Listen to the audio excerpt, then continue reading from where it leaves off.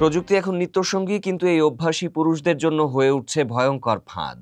কলকাতা বিশ্ববিদ্যালয়ের এক সাম্প্রতিক গবেষণা বলছে, দিনভর মোবাইল ফোন পকেটে রাখা কিংবা ঘন্টার পর ঘন্টা কোলের ওপর ল্যাপটপ নিয়ে বসে থাকার কারণে পুরুষদের শুক্রাণুর সংখ্যা দ্রুত কমে যাচ্ছে।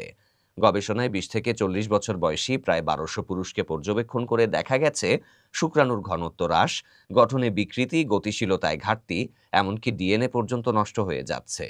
প্রতিদিন 5 ঘন্টার বেশি সময় মোবাইল পকেটে রাখলেই বিপদ মারাত্মক আকারে বাড়ে।